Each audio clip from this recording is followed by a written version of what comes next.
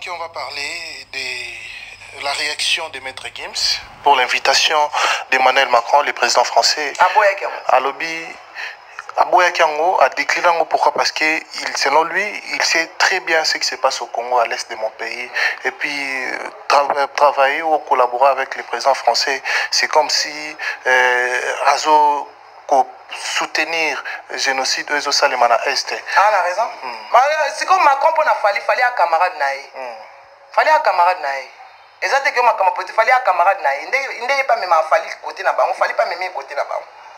On se comprend. Sauf que tout le monde est spirituellement et bête à ma camusous. Mais tout le monde charnellement. Ok. On se comprend. Gims a raison. Et ça n'est pas si bête à papa à bisson à Suisse-Araï. Ok. Benji na Jonathan. Donc il y a un concert à Fali. Jonathan bête à Benji. Tant Benji a fait un tant Jonathan bête Benji, on m'a dit que chronique va être fait un après que soit coutene nande ko bête à ma on a boxé ou bête à ma. Ok. On se comprend. Tant a finga Jonathan Bundi c'est la zone présidentielle. Tant Jonathan bête ko ikaunga na télémi Jonathan Kimi na esi basolanga na bête. To sola bien Benji to na promettre c'est un enfant. Après na ko finga maman muninga te. Très bien. Mutoyo azo finga ndaku na bino salité. Azo nyokola ndaku na bino.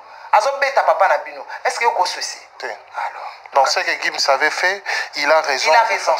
Il a raison. Aza souci mboka o. Alexis kaza mwana mboka o. Autrement, il a condamné Fali.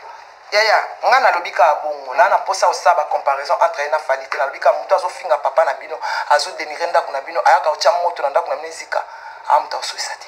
Très bien. Alors, il y a une observation mon beau maître Gims à Salaki, Tomoni Alobi selon pour un parent oyo azotika bana nae ya mwasi na mobali parce que baza ba mère différentes oyo ya mwasi to wa mobala sol saka wa mwasi te piozo za mbongo loza mbongo belé qui par wa mwasi te opesa wa mwasi te abi pour lui c'est quelque chose qui est admissible donc c'est pour lui un parent qui se comporte de la sorte c'est vraiment pas un parent responsable. Alors alobi na fali hein pour tout le monde on a scène Marco 6 na ke na OK bloc on est kozati c'est pas bien toi ba bantu to botaka na polygamie bloc on est fait bomba mabana sakiti bo traitant on a kati ya famille ninge bimi na miso batu ezo diminuer papa et diminuer papa makasi bana na wana ba bana na eba ngonyoso c'est son sang qui coule dans ses veines et on a senga pena ba abomeloko wana il fallait aboma hémorragie et ça sonne okite maître Gims a pesa maître Gims ça na Alexandre na ba documentaire ne ba no abota liboso mais moi c'est muta boko la bango. Très bien. Alors siko voilà. Mais pourquoi dire des choses comme ça à la télé? Pas Anita Luka Fali. Ya na ebité wana il faut tout naï.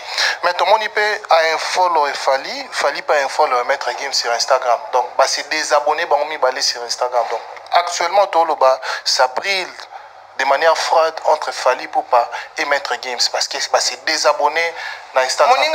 Maître Gims a payé ses conseils. Si vous Congolais pour les conseils, c'est un jeu. Maître Gims a arrêté l'hémorragie, mais comme la famille, ils ont mis sur bateau. C'est la honte parce que tu as l'image de ces pays. Maître Gims a traité comme un grand de ces pays. Tant que vie privée n'est comme mis sur bateau. Ils ont diminué même Mboka.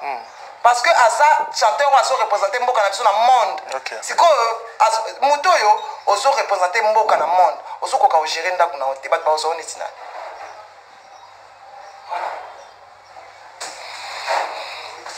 Très bien.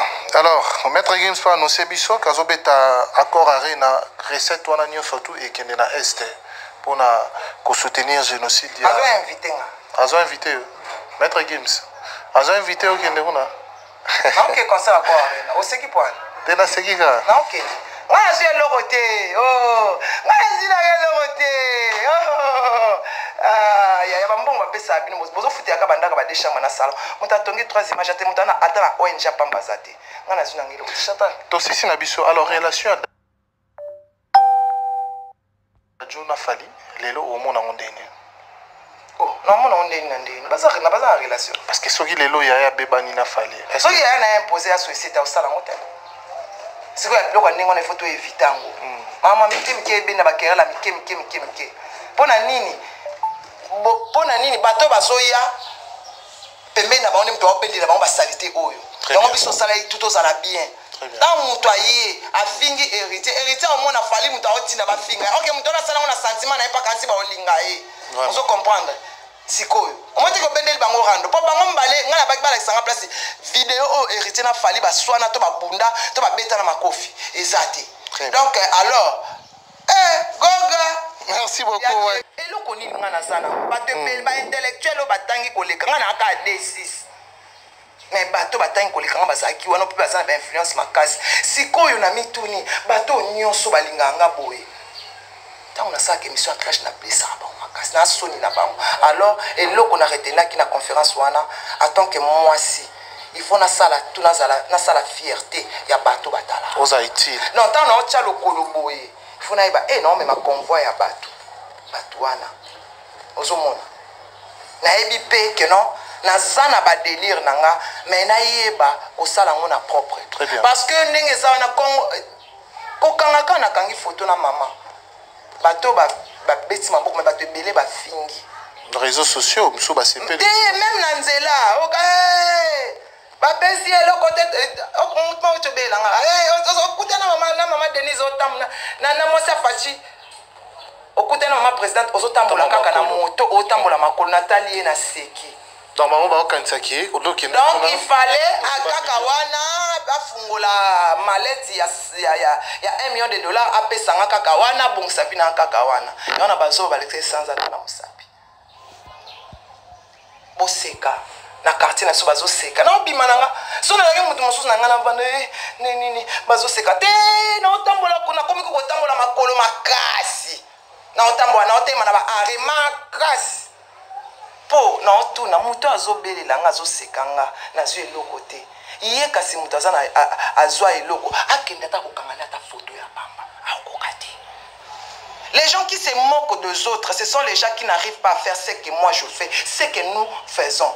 Mais ils se moquent de moi pour affaiblir ma nerf nanga. Moi j'ai des nerfs béton comme Fadji béton comme Maman Denise Niague ou béton. Donc c'est moqué non pas comme ça complexé. Ok, nga kutu biloko wana kutu ekota katenga kusosalinga bongo ndo pesinga soma koti bana na papa 3. Mais basi muso abotika bana batata mbala tshilongi na se bakomo seka abota ami kitise longi na se. Excusez-moi, au moins la jeune fille akomo linga papa godoma. Papa Mikolo. Papa Mikolo. Donc à se limiter, qu'on se limite, la Bible même le dit, les justes tombera 7 fois et il s'élèvera 7 fois. Moutou aza juste à ça. Même ngana na ba faiblesse na ko ya papa en pensée, en parole, en acte, na ko ya papa, mais il faut apprendre à demander pardon et à s'élever. Là j'ai dit à Dieu, mais na social, il faut qu'on senga ko changer. Attends, on repasse en raison à Sunding et Zapoy. Très bien. Moi, des Zapoy. Attends, on repasse au. En parlant de ça, j'ai dit que tant que les paroles s'envolent. Non, les paroles restent dans le cœur. Parce que mon zamba sali moki na lilobe lobi papa herbi. Comment les paroles peuvent s'envoler? Mokilo basala ngona maluba. Alors na yo comprendre que non. Nenge kaka to sala ka bemission. C'est très important ya kolakisa image ya bien vis-à-vis des gens. Ozomona biso mona kaka te na osala nga bemission ya YouTube na osala eza na ngo eke ezongi.